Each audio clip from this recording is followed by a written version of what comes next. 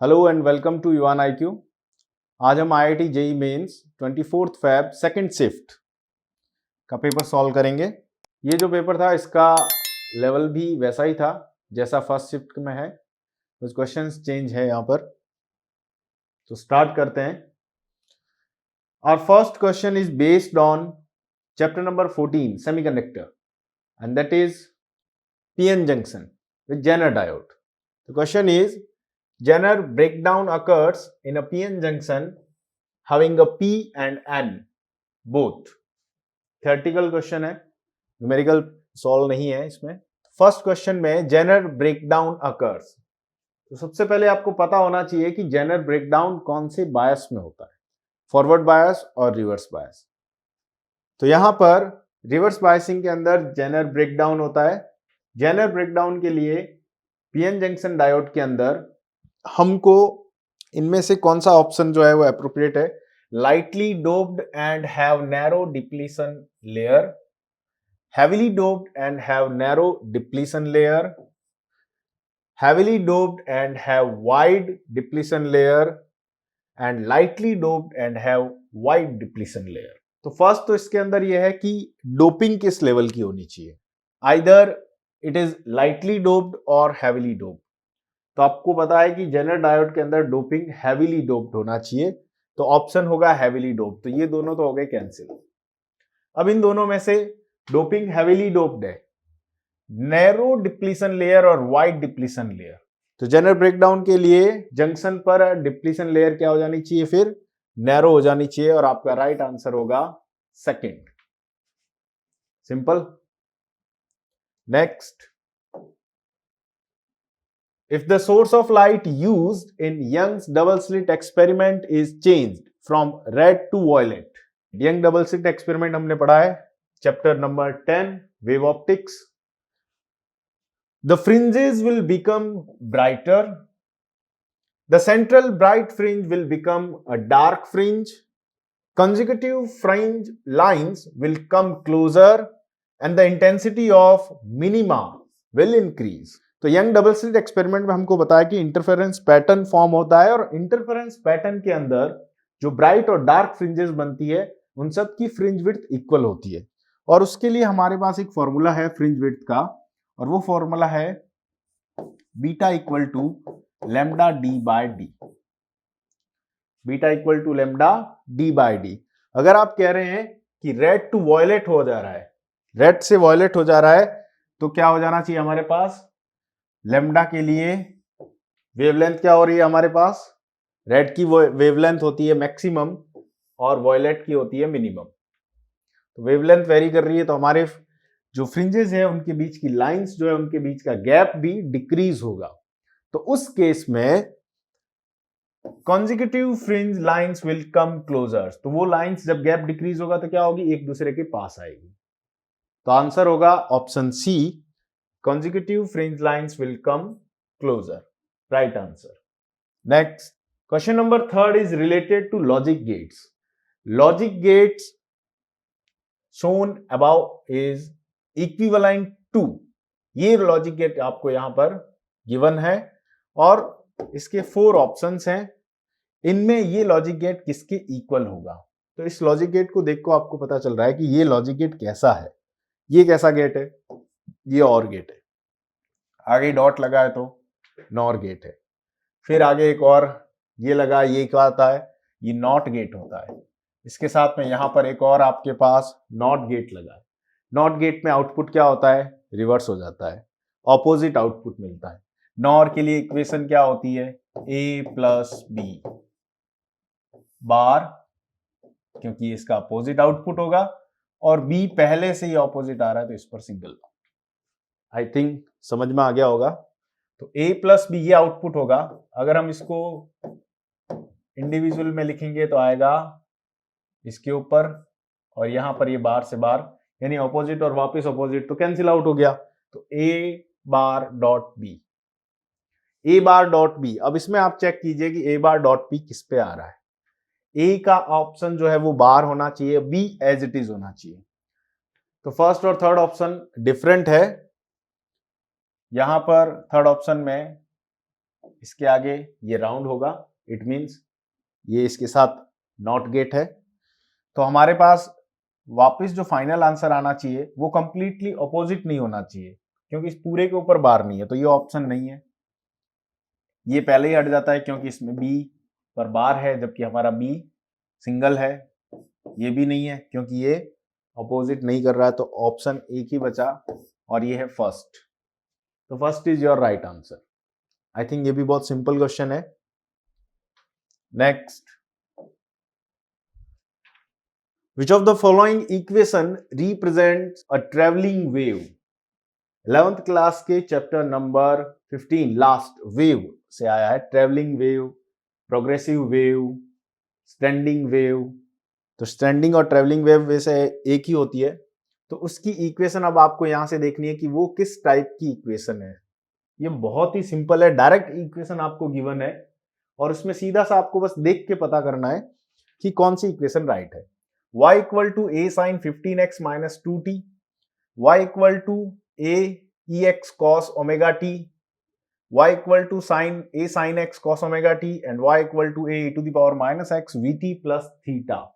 तो आपको पता है कि y equal to a sin omega t minus kx इस टाइप की इक्वेशन होती है। और ये फर्स्ट वाली सीधा सा दिख रहा है कि यही इसके नेचर की है, इसके जैसी इक्वेशन है, तो first option is your right answer. Very simple, direct answer, कुछ भी कैलकुलेट नहीं करना है आपको इसमें। Question number 5, figure shows a circuit that contains 4 identical resistors with resistance R equal to 2 ओम।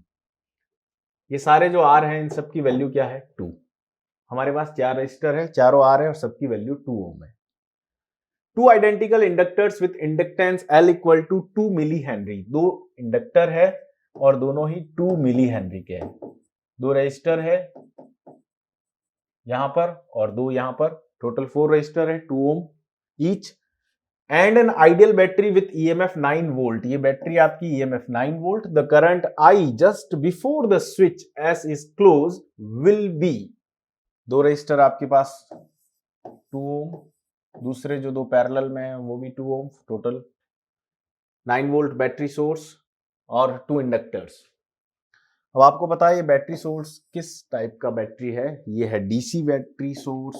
अगर एसी होता तो यहां पर ये वाला सिंबल होता। तो ये डीसी बैटरी सोर्स है, तो इंडक्टर जो है वो डीसी में कैसे बिहेव करता है? इंडक्टर डीसी के अंदर as a open switch, open circuit behave करता है। इट मीन्स यहां से या इंडक्टर जो लगा है उसका कोई सिग्निफिकेंस नहीं है। ये क्या है? ये ओपन है। ओपन है तो इन रेजिस्टेंस का कोई मीनिंग नहीं। ये हो गया पूरा सर्किट आपका आउट। क्या बचा? 2 resistors 2 and 2, total 4 ohm. Total potential means EMF of battery is 9 volt और आपकी करंट कितनी होगी? 9/4। It will be 2.25 ampere. देख लीजिए कौन सा आंसर राइट है। Option third, 2.25 ampere. कितना सिंपल क्वेश्चन था अगर आपको बेसिक्स पता है। अगर आपको पता है कि इंडक्टर में क्या होगा तो, नहीं तो फिर आप उसको सॉल्व करते रहो और कभी आंसर नहीं आएगा। तो next question number 6, an X-ray tube is operated at 1.24 million volt. The shortest wavelength of the produced photon will be। अब इसके अंदर आपको शॉर्टेस्ट वेवलेंथ फाइंड करनी है, मींस मिनिमम वेवलेंथ। तो लैम्डा मिनिमम, लैम्डा मिनिमम के लिए क्या फॉर्मूला हो सकता है? सिंपल सा फॉर्मूला है hc/ev। It's hc/ev। h is Planck constant, 6.634 into 10 to the power minus 34 into c is 3 into 10 to the power 8 speed of light, E 1.6 into 10 to the power minus 19 and V 1.24 million means 1.24 into 10 to the power 6।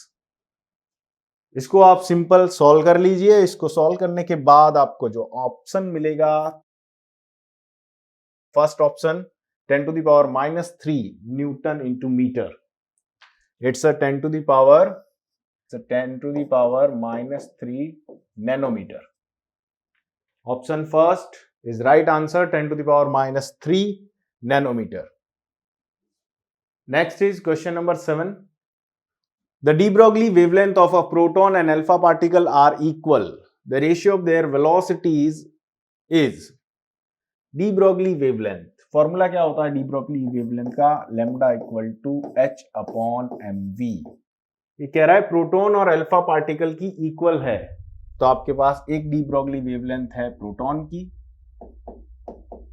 और एक de Broglie wavelength है alpha particle की,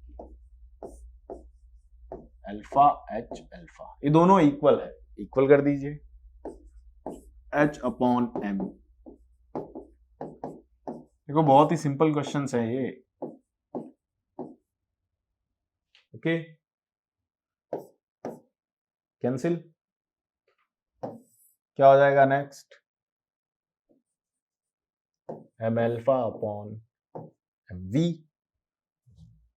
mp और vp upon v alpha.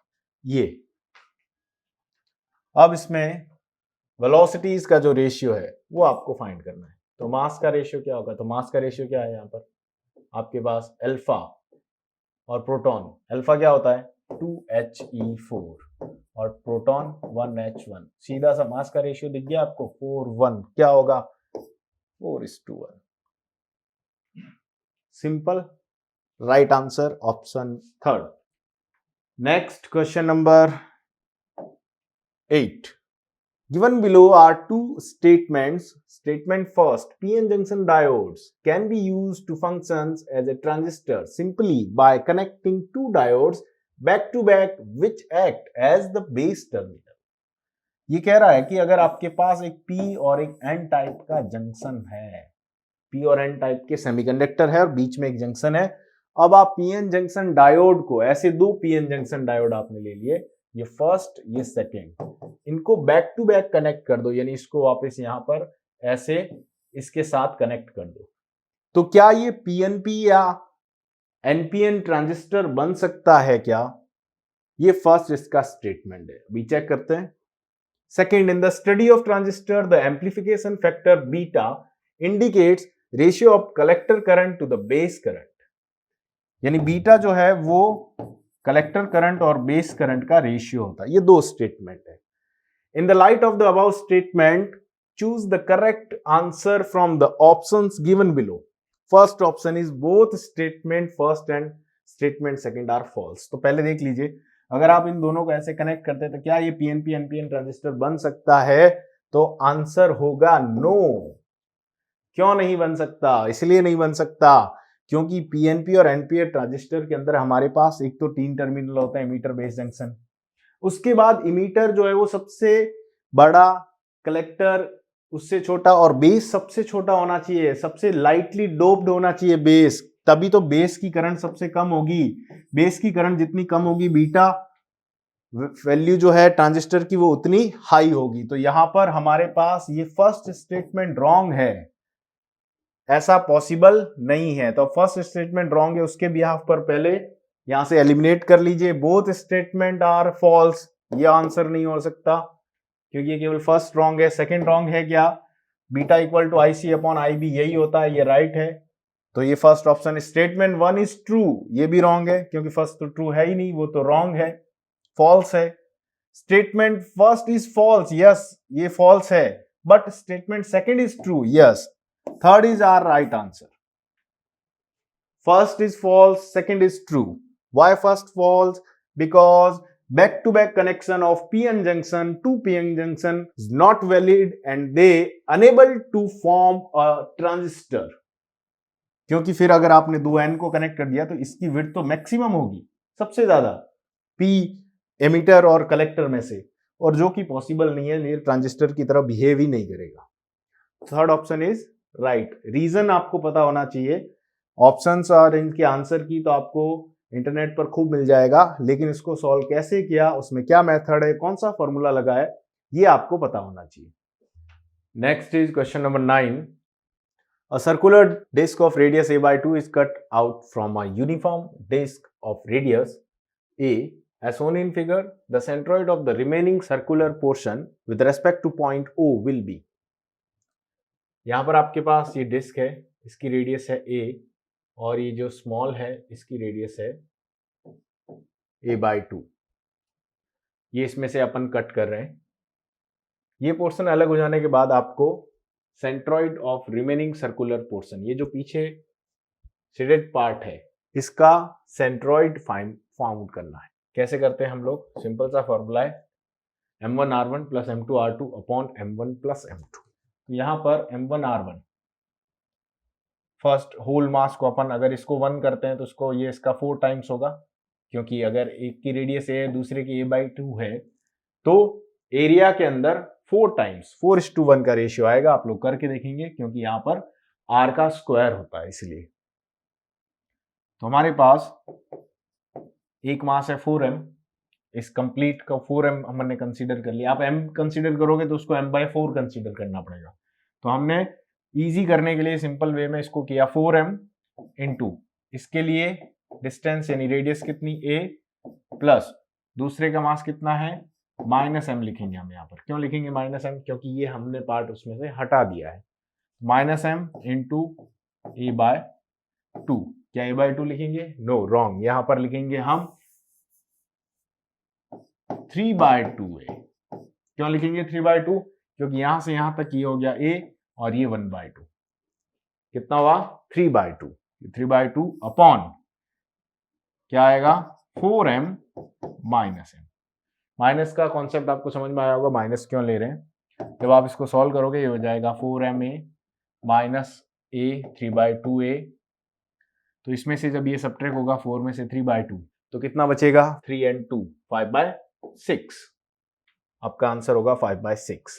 a साथ में है ही. देख लीजिए यहां पर 4ma minus 3 by 2ma upon 3m.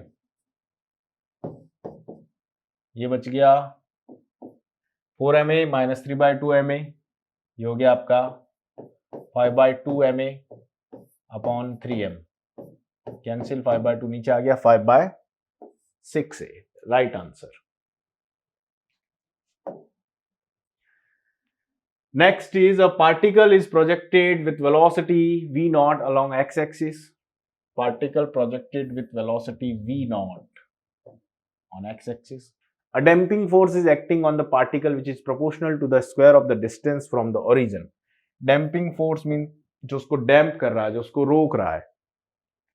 Particle which is proportional to the square of the distance from the origin. इस origin से जो distance है उसका square उसकी proportional to है. And origin जो है हमारे पास यहाँ पर एक इक्वेशन गिवन है ma equal to minus alpha x square. The distance at which the particle stops. किस डिस्टेंस पर जाकर आपका पार्टिकल रुकेगा. तो पार्टिकल जब भी मूव कर रहा है तो उसकी काइनेटिक वेलोसिटी जो है वो रोल प्ले कर रही है. तो यहां पर हम काइनेटिक वेलोसिटी के लिए फॉर्मूला लिख लेते हैं. क्या होता है? Half mv square. Half mv square और यहां पर आपके पास क्या है? Minus alpha x square. Simple. तो यहां से एनर्जी और उसके इक्विवेलेंट हमको फाइंड करना है वर्क डन. तो वर्क डन के लिए हम इसको इंटीग्रेट करेंगे minus alpha x square into d x half m v square. जब इसको इंटीग्रेट करेंगे तो आपके पास आएगा half m v square equal to minus alpha x cube by 3. Half m v square और यहां पर आपको फाइंड करना है x. तो ये हो जाएगा 3 by 2 m v square equal to upon alpha minus का दैट इज एक्स क्यूब और इस पूरे की पावर 1 by 3 हो जाएगी अगर यहां से 3 हटाओगे. तो 3 by 2 वी स्क्वायर है ये. एम वी स्क्वायर या वी नॉट लिखोगे तो आप इसको वी नॉट ले लीजिए, उसमें कोई प्रॉब्लम नहीं है. वी नॉट हो जाएगा वी नॉट 2 अल्फा 1 by 3. यही है. इसमें वी स्क्वायर 12 1 by 2 है, ये रॉन्ग है. 1 by 2 ये रॉन्ग है. ये 1 by 3 है लेकिन इसमें 2 by 3 है. अपने पास 3 by 2 ये भी रॉन्ग है. First is your right answer.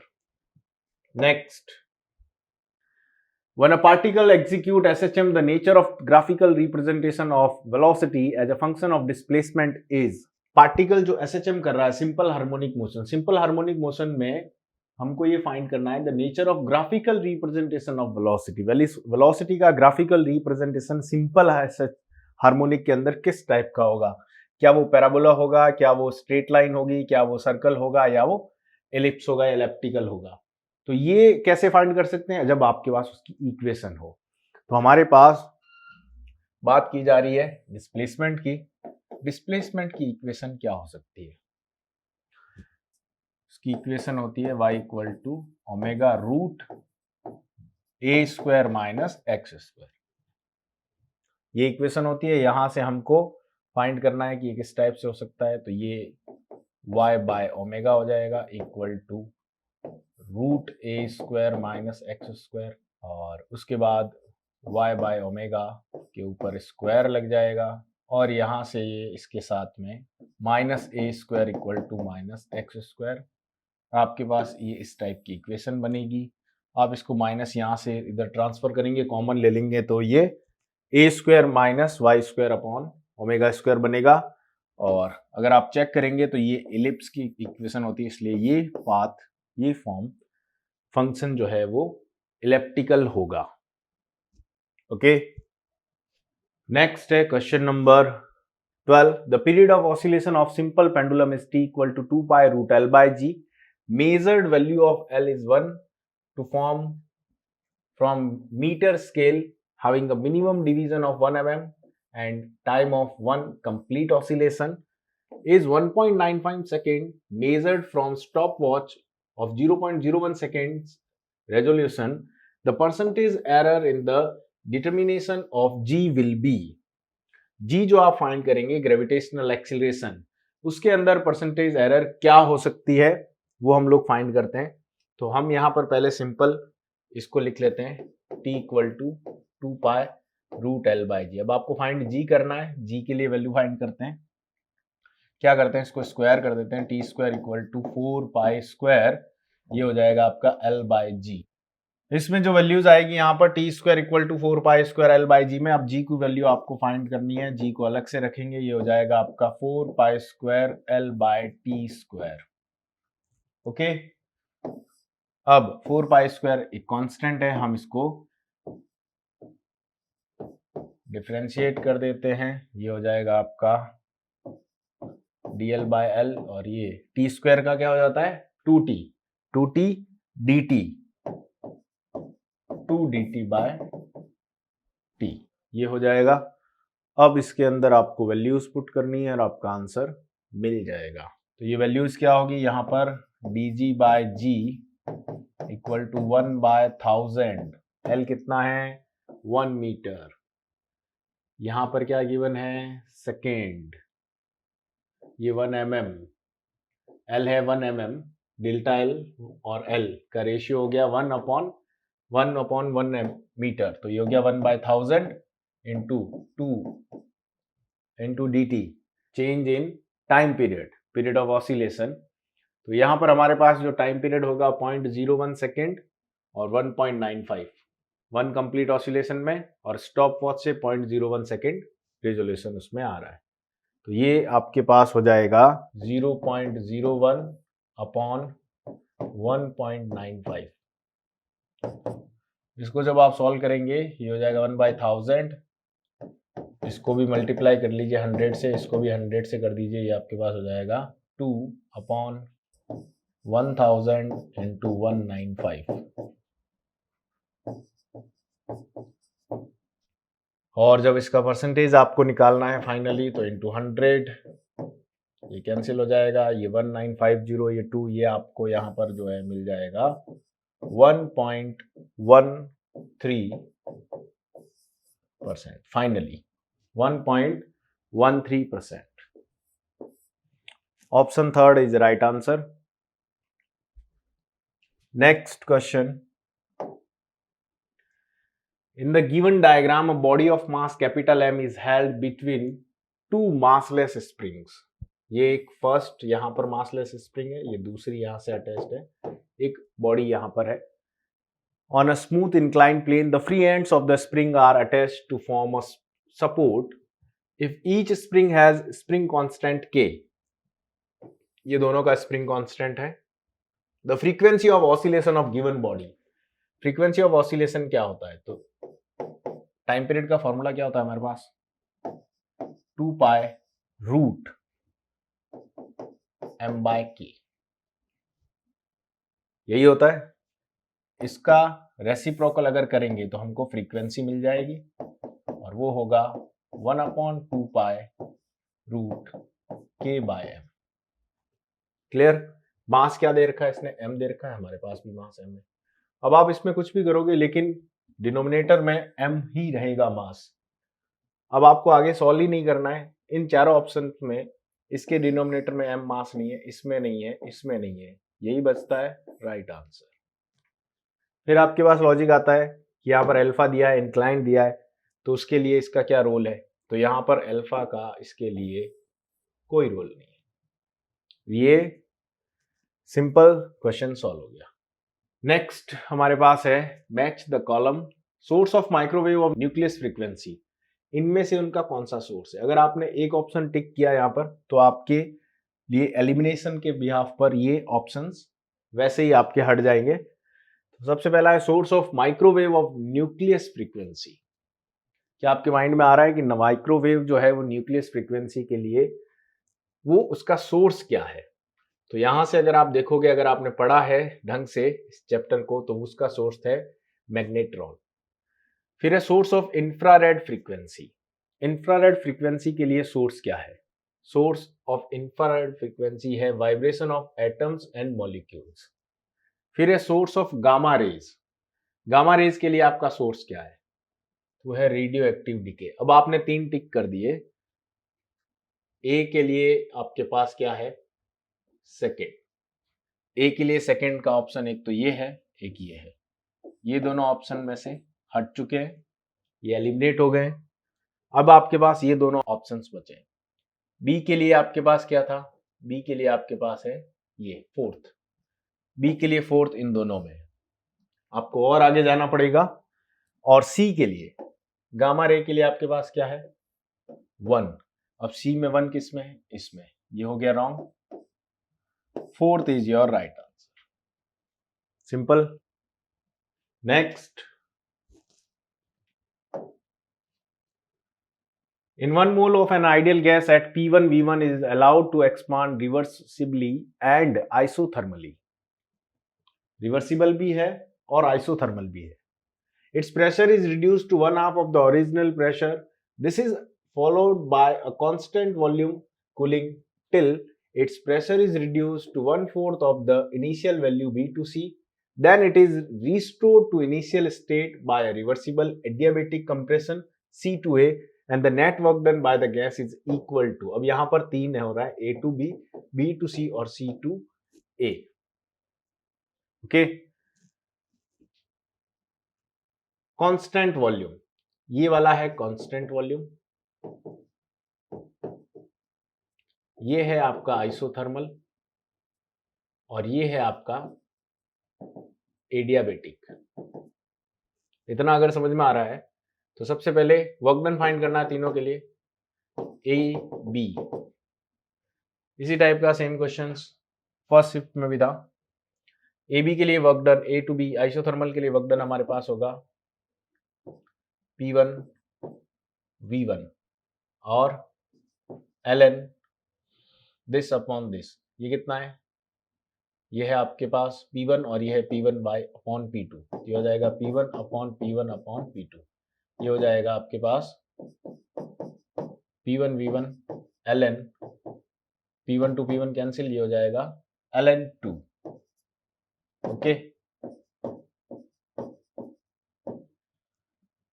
उसके बाद B to C constant volume, इसके लिए work done B to C के लिए क्या हो जाएगा? 0. वॉल्यूम कांस्टेंट है, वर्क डन 0 होगा. ये पता है, देखो बेसिक है, सिंपल है. थर्मोडायनेमिक्स क्लास 11 के अंदर ये बिल्कुल इजी वे के अंदर बेसिक कॉन्सेप्ट है कि आपको पता होना चाहिए कि कांस्टेंट वॉल्यूम के लिए वर्क डन नहीं होता, क्योंकि गैस जो है वो एक्सपैंड नहीं करती. और तीसरा C2A के लिए आपको पता है 1/2 गामा -1 आता है डिवाइड के अंदर। तो अगर आप इन तीनों को देखेंगे तो यहां से आपको आइडिया लग गया PV ln2 है और 2 गामा -1 है, ln2 है और 2 गामा -1 है, ये ओनली इसी ऑप्शन में, बाकी तीनों रॉन्ग है। तो ये सिंपल सा आपको यहीं से समझ में आ रहा है, आपको इसको आगे सॉल्व करना ही नहीं है। IIT JEE मेंस के मैक्सिमम क्वेश्चंस के अंदर आपने अगर ढंग से उसको देखा है तो फर्स्ट, सेकंड, थर्ड, फोर्थ जो ऑप्शन है उसमें से 2-3 ऑप्शन तो पहले ही एलिमिनेट हो जाते हैं, हार्डली लास्ट में या तो एक ही बचता है या 2 बचते हैं, तो उनमें से आपको डिसाइड करना इजी रहता है। नेक्स्ट है a soft ferromagnetic material, diamagnetic material and paramagnetic material, 3 type के मटेरियल है। Class 12 chapter number 5 magnetic matters is placed in an external magnetic field, the magnetic domains।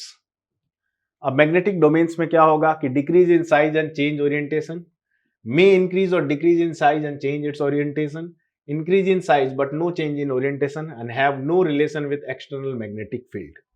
तो सॉफ्ट फेरोमैग्नेटिक के लिए क्या होगा उसका आंसर? तो इस क्वेश्चन का आंसर में may increase और decrease in, देखिए decrease in size and change orientation, तो एक्सटर्नल मैग्नेटिक फील्ड के अंदर ओनली एक पॉसिबिलिटी यहां पर नहीं हो सकती, तो ये रॉन्ग है। Increase in size but no change in orientation, ये पॉसिबल ही नहीं है कि आप मैग्नेटिक फील्ड एक्ट करो और उसके डोमेन्स जो है वो अपना ओरिएंटेशन चेंज नहीं करे, वो ओरिएंटेशन चेंज होगा, वो दूसरी डायरेक्शन में, जिस डायरेक्शन में आपका मैग्नेटिक फील्ड होगा वैसे वो अलाइन होंगे, तो ये भी नहीं है। हैव नो रिलेशन, ये भी नहीं है, तो एक ही ऑप्शन बचता है, मे इंक्रीज और decrease in size and change in orientation change जरूर होगा, ये कंफर्म है। Okay, next question number 17।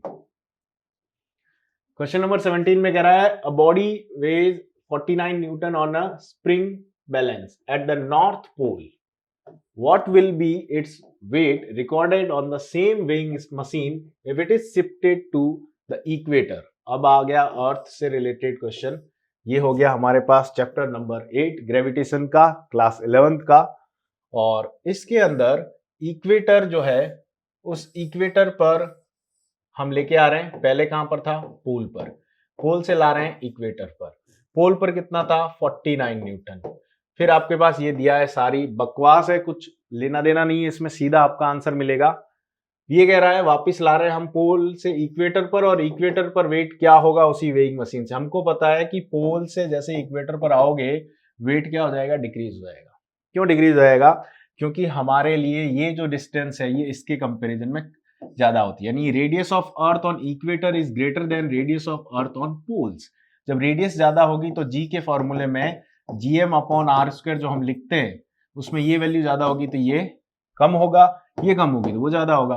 Radius of earth on equator आपके पास ज्यादा है तो यहां जी की वैल्यू क्या हो जाएगी, कम। जी कम होगा तो आपके पास वेइंग मशीन पर mg क्या हो जाएगा, ऑटोमेटिक कम।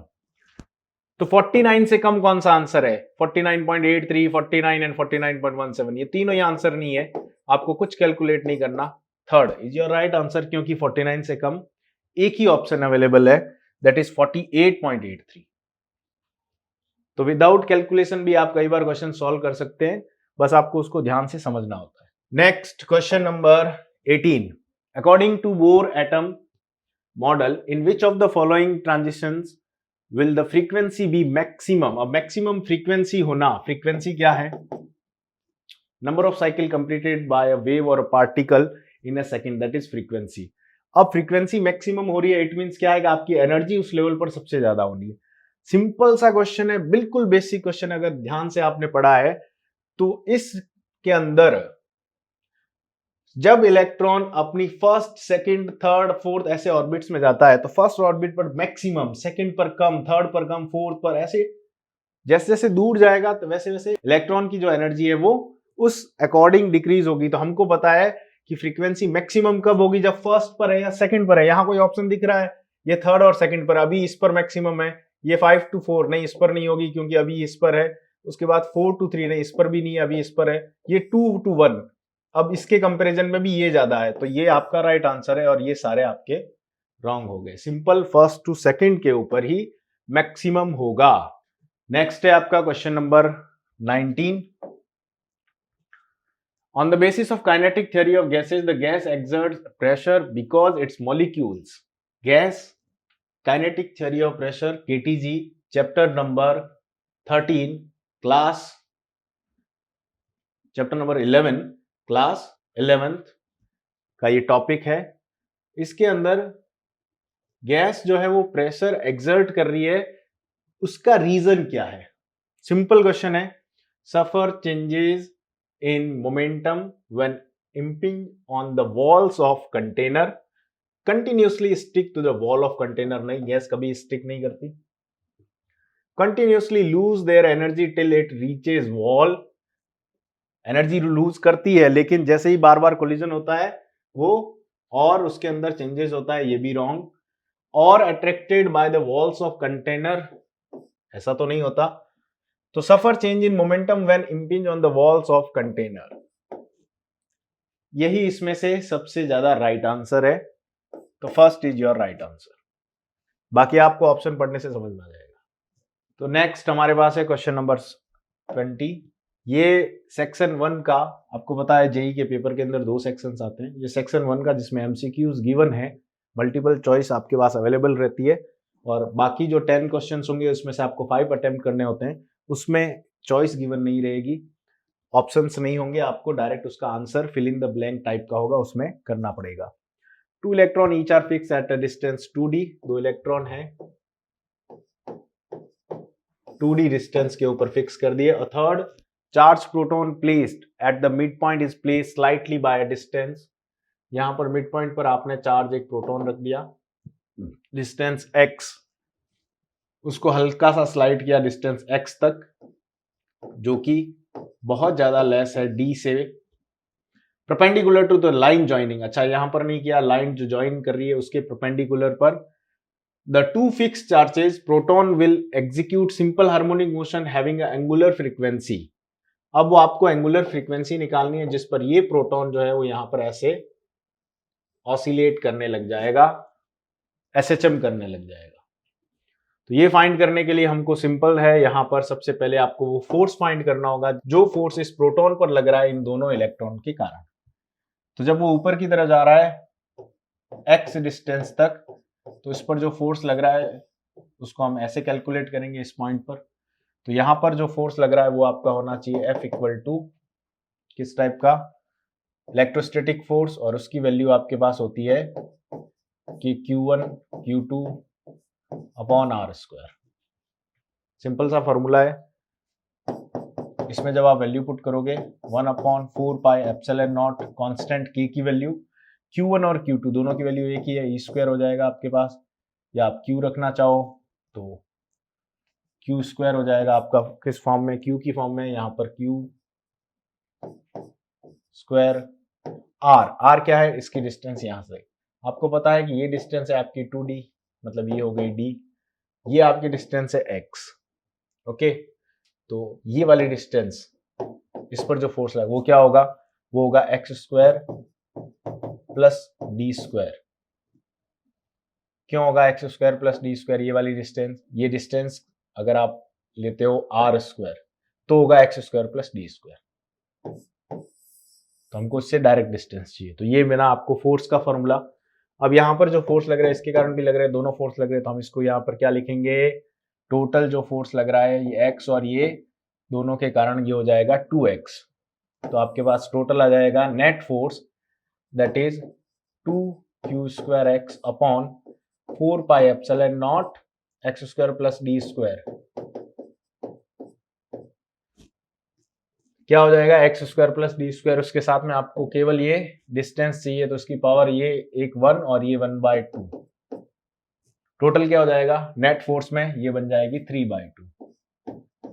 और जब आप इसको कैलकुलेट करेंगे ये 2 से ये कैंसिल हो जाएगा. तो सबसे पहले ऑप्शन देख लीजिए, 1/2 पाई एप्सिलॉन नॉट किसके नीचे है, इन दोनों के नीचे है. तो ये दोनों ऑप्शन रॉन्ग हो चुके हैं. अब इन दोनों में आप देख लीजिए 2 पाई एप्सिलॉन नॉट डाउन में किसके है, इसके. First is your right answer. Simple, आगे आपको कैलकुलेट ही नहीं करना है, सॉल्व ही नहीं करना है. तो ऐसे ही आपका सॉल्व हो गया. अब चलते हैं हम ऐसे क्वेश्चंस पर जिनका कोई ऑप्शन नहीं है हमारे पास। The root mean square speed of molecules of a given mass of gas is 27 degree Celsius. At 1 atm, atmospheric pressure is 200 meter per second. The root mean square speed of a molecule of the gas at 127 degree Celsius at 2 atm is x by root 3. You have to find the value of x. Simple question है, x की value find करनी है। 27 पर ये speed है, 127 पर क्या होगी? 27 पर प्रेशर 1 atm है, 127 पर प्रेशर 2 atm है। तो टेम्परेचर, प्रेशर और स्पीड, इनका कोई रिलेशन है वो आप सोचिए। रूट मीन स्क्वायर के लिए आइडियल गैस में प्रेशर के लिए हमने वेलोसिटी फॉर्मूला निकाला हुआ है 3RT/m। अगर इस फॉर्मूले को देखोगे तो इससे आपका ये क्वेश्चन सॉल्व हो जाएगा बहुत ही इजीली। अब इसमें क्या वेरी कराएगा, R और M तो इसमें कांस्टेंट है, बट इसके अंदर आपके पास वेरी करेगा टेम्परेचर। हमारे पास क्या वेरी कर रहा है? टेम्परेचर। टेम्परेचर अगर वेरी कर रहा है तो हम क्या लिखेंगे? ये जो है फर्स्ट के लिए ये हो जाएगा रूट T1 और सेकंड के लिए हो जाएगा रूट T2। देखो एक की स्पीड आपको गिवन है, दूसरे की आपको फाइंड करनी है। इसका रेशियो निकाल देंगे हम। रेशियो निकालेंगे तो हमारे पास क्या हो जाएगा? U1 upon U2 equal to root T1 upon T2। आपको सेकंड निकालनी है, सेकंड वहां पर ले जाइए। U1 सेकंड निकालनी है, हम लिखेंगे इसको 1 upon U2 equal to root T1 upon T2, और ये जो U1 है ये यहां पर हो जाएगा 1 upon U1। U2 equal to हो जाएगा root T2 upon T1 into U1। Value put कर दीजिए T2, T1 और U1 की। सिंपल सा मैं यहां पर कर रहा हूं इसकी वैल्यू पुट। जैसे ही मैं पुट करूंगा U2 इक्वल टू हो जाएगा रूट T2। T2 कितना है? 127 प्लस 273, केल्विन में ही करेंगे, और 27 प्लस 273 इंटू 200 मीटर पर सेकेंड, यही होगा। तो U2 इक्वल टू 127 प्लस 273, ये हो जाएगा आपका 400, और ये है आपका 300 इंटू 200। तो U2 इक्वल टू हो गया 400 का स्क्वायर रूट निकल सकता है और होगा 20। इसका क्या हो जाएगा? 3 रूट के अंदर 100 हो जाएगा, इसका हो जाएगा 3 रूट में 100 से बाहर आ गया 10 रूट 3 इंटू 200। सिंपल, हम इसमें से ये कैंसिल कर देंगे, ये आपके पास बन जाएगा 400 बाय रूट 3 मीटर पर सेकेंड आंसर। और इसमें कोई MCQ नहीं है, तो यहां पर यही इसका आंसर है 400 बाय रूट 3। आप नोट कर सकते हैं इसको।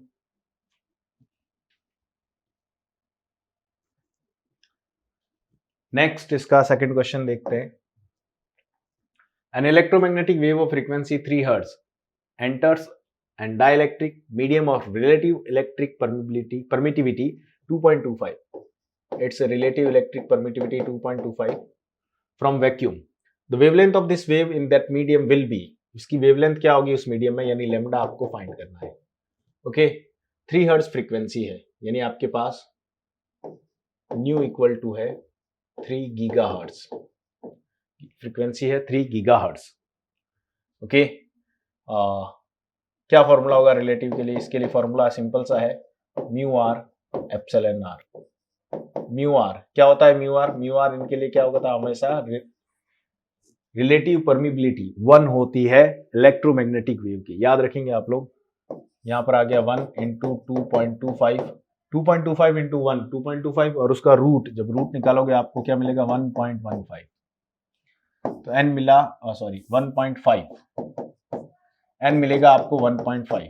अगर n 1.5 है तो आप इसके लिए फाइंड कर सकते हो वेलोसिटी कितनी होगी?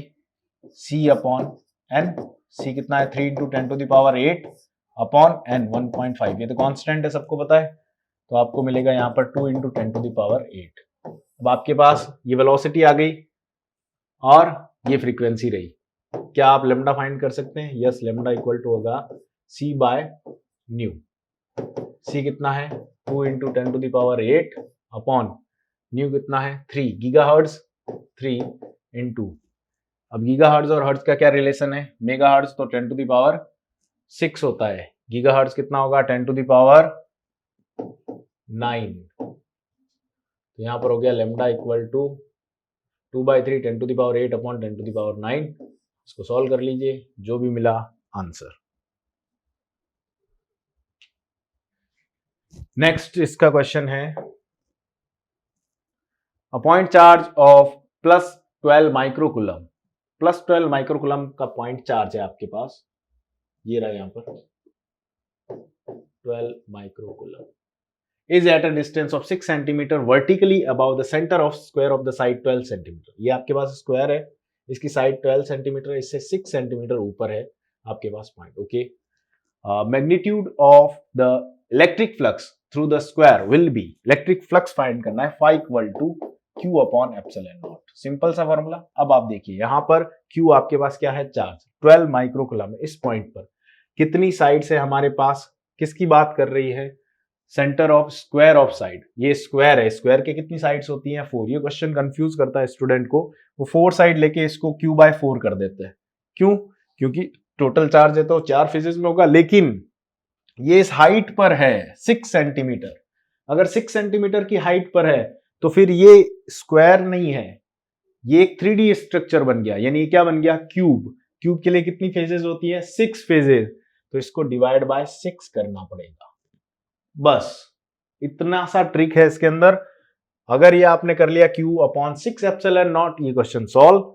वैल्यू रख लीजिए 12 × 10⁻⁶ कूलम अपॉन 6 × एप्सिलॉन नॉट की वैल्यू 8.854 × 10⁻12। सॉल्व कर लीजिए, आपको मिल जाएगा आंसर, ये होगा 226.28 × 10⁻3 वेबर लिख लीजिए, ये आपका आंसर। सिंपल है, बस एक छोटा सा पॉइंट अगर आपने पकड़ लिया, और जिन स्टूडेंट ने इसको स्क्वायर समझ के सॉल्व कर लिया उनका ये रॉन्ग हो जाना है। नेक्स्ट है question number 4। Two solids A and B of mass 1 kg, 2 kg respectively are moving with equal linear momentum। Linear momentum उनका इक्वल है, यानी P, A और B है, तो हमारे पास एक PA है, एक PB है, और दोनों इक्वल है। The ratio of their kinetic energy will be A/1। उनका रेशियो काइनेटिक एनर्जी का A/1 है, so the value of A will be, यहां पर A क्या होगा, यानी काइनेटिक एनर्जी का रेशियो क्या होगा, उनका मास आपको पता है, मास का रेशियो आपको पता है क्या है, MA/MB, ये है 1:2। ये मास का रेशियो है आपके पास, 1:2 मास का रेशियो है। अब काइनेटिक एनर्जी का रेशियो आपको फाइंड करना है, तो यहां पर 1 कहां है, ये रहा, ये रहा, 2 कहां है, यहां होना चाहिए, A की वैल्यू 2, आंसर सिंपल, यहां आ जाएगा 2। बिल्कुल सिंपल क्वेश्चन था, कोई कैलकुलेशन नहीं, ओनली आपको यूज करना है आपका माइंड, रिलैक्स होकर, बिल्कुल हड़बड़ाना नहीं होता है इन क्वेश्चंस में। A uniform metallic wire is elongated by 0.04 meter when subjected to a linear force capital F।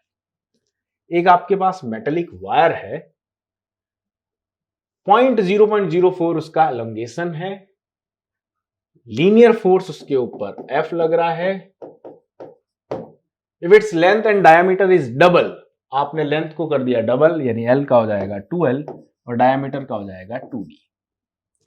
Same force will be, तो आपको उसका एलोंगेशन फाइंड करना है उसी फोर्स F के लिए। अभी कितना है 0.04 मीटर में, अब आपको निकालना है सेंटीमीटर में। ये चीज आपको यहां पर किस लिए दी है, ये दी है आपको यहां पर कि आपका आंसर रॉन्ग हो जाए, क्योंकि आप जैसे ही कैलकुलेट करके लिखोगे मीटर में, यहां पर डाल दोगे, ये मान लो कैलकुलेट कर लिया, तो ये रॉन्ग हो जाएगा क्योंकि पीछे सेंटीमीटर। तो आपको यहाँ पर देखना है कि हमको इसे कन्वर्ट करके ही लिखना है, तो पहले कर लें या आंसर निकाल के फिर कन्वर्ट करना है।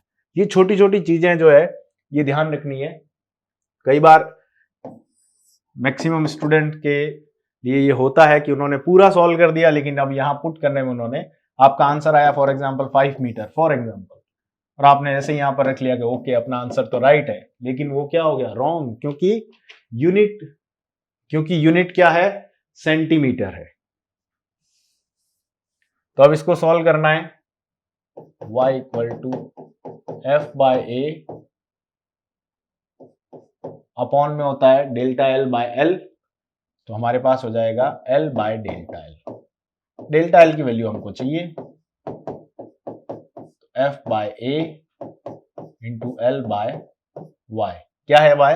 Young modulus. ये फॉर्मूला किसका है? यंग मॉड्यूलस का। अब इसमें ये आपको फाइंड करना है, एक के लिए 1 है, दूसरे के लिए ये क्या है आपके पास 2 है। अब इसमें देख लीजिए क्या चेंजेस हो रहा है, ए और एल केवल यही चेंज हो रहा है, ये दोनों चेंज नहीं हो रहे हैं, ये फिक्स है, इनको हटा दीजिए। क्या रहेगा आपके पास डेल्टा L1 और डेल्टा L2 के लिए। L1 के लिए वैल्यूज क्या है, L1 अपॉन A1 और उसके लिए हो जाएगा A2 अपॉन L2। बस इतना सा फर्क है, हमको फाइंड करना है एलोंगेशन इसके लिए। ओके, और L2 अगर आपको फाइंड करना है तो हो जाएगा delta L2 upon A2 into A1 upon L1 into delta L1। Simple formula आ गया। इसके लिए अब वैल्यूज पुट कर दो, आपके साथ में सारी कुछ गिवन है। L2 अपॉन A2, तो L2 और L1 कितना हो गया, डबल है, 2 लिख लिया। सिंपल। A1 अपॉन A2 क्या हो जाएगा, डबल है, लेकिन डबल नहीं लिखेंगे, क्यों? क्योंकि हमारे पास ये क्या है, डायमीटर है। हम क्या करते हैं उसके लिए 1/4 और L1 कितना दिया एलोंगेशन 0.04 मीटर में, सेंटीमीटर में कितना हो गया ओनली 4। ये कैंसिल, कितना आ गया आंसर आपका, आंसर मिल गया आपको 2। यहां पर आपको रखना है 2 सेंटीमीटर। अब अपन ने ऑलरेडी सेंटीमीटर में निकाला क्योंकि हमने इस 4 को कन्वर्ट पहले ही कर लिया है, चेंज कर लिया, तो ये चीज का ध्यान रखना है। नेक्स्ट हमारा क्वेश्चन है number 6। A cylindrical wire of radius 0.5 mm and conductivity R 0.5 mm, conductivity sigma 5 into 10 to the power 7 S upon meter is subjected to, ohm upon meter हो गया, subjected to an electric field of 10 millivolt per meter। Electric field E आपके पास है 10 millivolt per meter। The expected value of current in the wire will be, क्या दिया है आपको, x cube pi m है, यानी आपको वैल्यू को एक तो पाई में ही रखना, सॉल्व तो करना ही नहीं है। अब x क्यूब की वैल्यू में x क्या है, द वैल्यू ऑफ x क्या है वो आपको फाइंड करनी है। कैसे निकाल सकते हैं, कौन सा फॉर्मूला जो है यहां पर यूज होगा, सोचिए, सिग्मा का और E का और इनका फॉर्मूला तो सिंपल है। हमने ओम्स लॉ के को J और E की फॉर्म में किया था chapter number 3 class 12th current electricity के अंदर, और वो है J equal to sigma E। वैसे J हमारे पास नहीं है यहाँ पर, लेकिन हमको वैल्यू फाइंड करनी है, तो करंट इन द वायर उसी को फाइंड करना है। तो यहाँ पर J से I by A equal to sigma E, और I की वैल्यू आपके पास हो जाएगी सिग्मा E A। अब इनकी वैल्यू पुट कर दीजिए। सिग्मा की वैल्यू आपके पास I इक्वल टू में, सिग्मा की वैल्यू है 5 into 10 to the power 7 E, ये है आपका 10 मिलीवोल्ट, यानी 10 into 10 to the power -3 into A। Area है आपका pi R square, cylindrical wire है तो 0.5 mm है, इसको हम लिखेंगे पाई आर यानी 0.5 इंटू 10 टू द पावर -3 का स्क्वायर। सिंपल। ये आपके पास हो गया 5 into 10 to the power 7 into ये आपका पास 10 to the power -2 into pi 0.5 into 10 to the power -3 है। तो क्या हम इसको कर सकते हैं? देखिए ये एक रहा 5। अब क्वेश्चन को यहां से पहचानना है, अब क्यूब कहां बन सकता है, क्योंकि हमको x की वैल्यू क्यूब में है, तो क्यूब कैसे बन सकता है? तो वो x की वैल्यू होगी आपकी। तो यहां पर डिजिट में एक 5 है और तो कुछ है नहीं, बाकी तो 10 टू दी पावर में है। दूसरा 0.5 है यहां पर, अगर मैं यहां से हटा भी देता हूं तो वो स्क्वायर बनता है, वो स्क्वायर और ये 5 क्यूब बन जाएगा। तो आंसर तो आपका यहां मिल गया वैसे भी कि x इक्वल टू 5 है, लेकिन करके देख लेते हैं। तो 0.5 के अंदर इसको मैंने लिख लिया 5, तो यहां 10 टू दी पावर कितनी हो जाएगी? -4। सिंपल, ये 5 का स्क्वायर हो गया, 5 का वो स्क्वायर और ये 5 का क्यूब हो गया, 10 to the power 7 -2, 7 into -2 into -8, यही होगा। ये आपके पास बच गया 5 cube pi into 10 to the power -3, -3 बचा। -3 को हम क्या बोलते हैं? मिली, ये आ गया आपका मिली एम्पियर। तो 5 क्यूब आंसर होगा आपका 5 cube pi into 10 to the power -3 यानी मिली एम्पियर। तो 5 क्यूब पाई मिली एम्पियर, क्या है वो डिजिट? 5 है। सिंपल। नेक्स्ट हमारे पास है question number 7। A uniform thin bar of mass 6 kg and length 2.4 metre, उसका मास है 6 kg, लेंथ है उसकी 2.4 metre, is bend to make an equilateral hexagon. ये लीजिए बना देते हैं हम equilateral hexagon.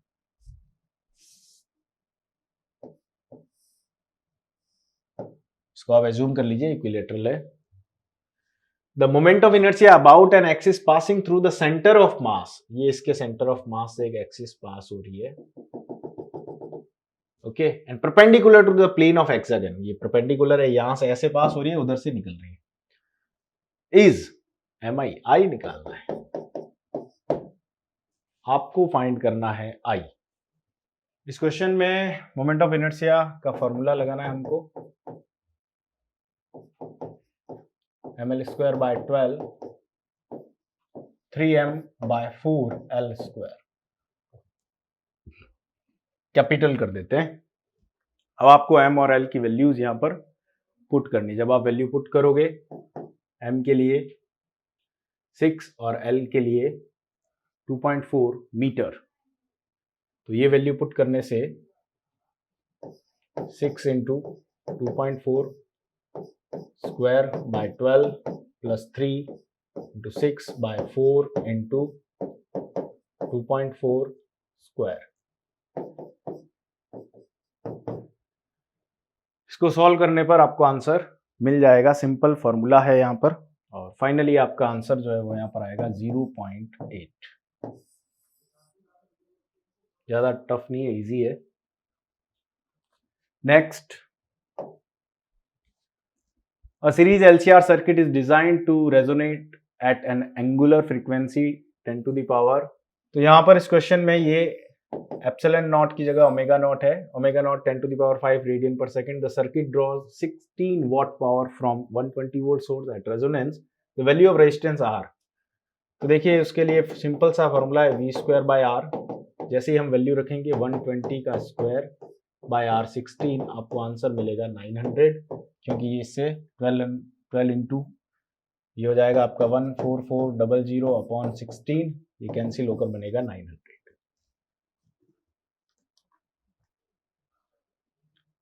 Next, a signal of 0.1 kilowatt is transmitted in a cable.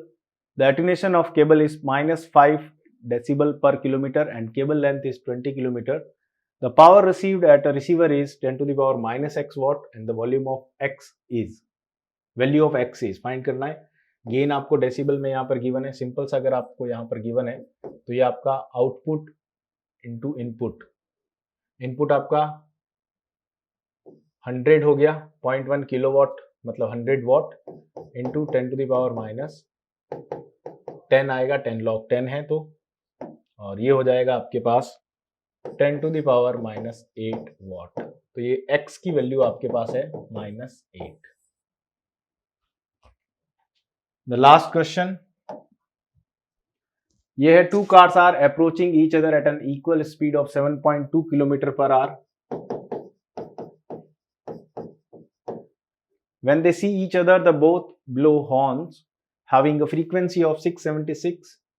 The beat frequency heard by each driver will be. Beat frequency आपको find करनी है। पहले ये जो किलोमीटर पर आवर है ये हर्ट्ज में है तो हम इसको चेंज करेंगे और ये आपका बन जाएगा 7.2 इंटू 5/18। इससे सॉल्व करेंगे, ये आ जाएगा 2 मीटर पर सेकेंड। तो 340 है, उसमें 340 plus 2 upon 340 minus 2 into 676। Doppler effect का सिंपल सा फॉर्मूला है, 11th में हमने पढ़ा था। इसको जब आप सॉल्व करेंगे तो आपका आंसर मिल जाएगा और आंसर होगा आपका 684 हर्ट्ज।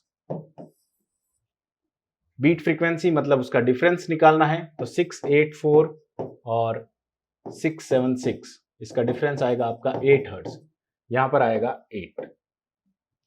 ओके, तो आपने देखा ये सारे क्वेश्चंस जो है ज्यादा टफ नहीं थे, बट थोड़ा सा आपको लॉजिकली इनको सॉल्व करना है। Thank you.